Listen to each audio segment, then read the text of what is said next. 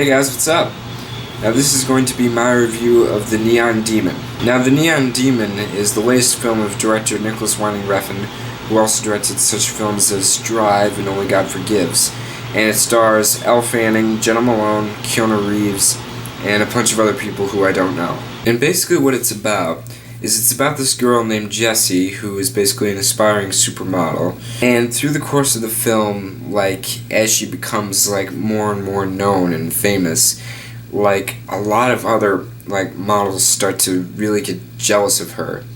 And thus ensues this really dark, really gritty psychological thriller about, jealousy, obsession, and beauty. If you've seen Nicolas Winding Refn's other films, you know that he has a great visual style.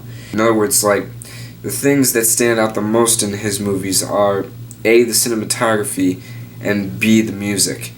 And this movie is no exception. To be honest, the thing that honestly sells this movie is really just the cinematography alone. This is honestly the best looking movie I've seen so far this year. I mean, the use of lighting and color in this movie is just stunning to look at. Every single shot looks beautiful. This movie is basically a visual masterpiece, and I'm hoping that it wins Best Cinematography at next year's Oscars. Also, the score by Cliff Martinez is also really good. And another thing that's great in this movie is the acting, especially from the two main actresses, Elle Fanning from Super 8 and Jena Malone.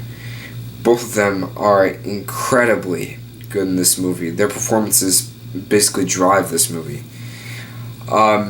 Especially Elle Fanning, since she's the main character. However, I honestly think Jena Malone gives a stronger performance because she basically steals the show. I honestly think that the title of the movie refers to her, the Neon Demon, because she has a lot of mental issues, even though from the outside she just seems perfectly normal. Also, the first and second act of this movie is very, very intriguing. But probably the one thing that I like the most about this movie, other than the cinematography, is really the message behind it. Now, what I mean by message is that if you really break this movie down, if you're a really hardcore film fan, you'll see that the message of this movie is how so many women are just far too obsessed with their appearance and how they look. They try so hard to, stay the right weight and look beautiful. And this movie, discusses that a lot.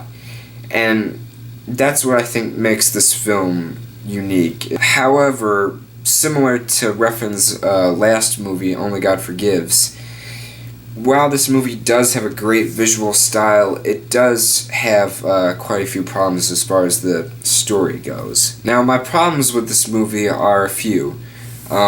Firstly, the last act is just both fucked up and just so weird.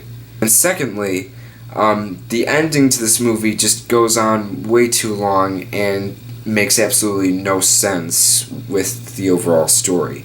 The ending doesn't really fit with this movie. And another thing that bothered me about this movie is really the supporting characters. The majority of them aren't really that compelling or interesting, and you could honestly just have the movie without them. Keanu Reeves' character, for example, was really unnecessary, and Elle Fanning's off and on boyfriend in the movie was unnecessary.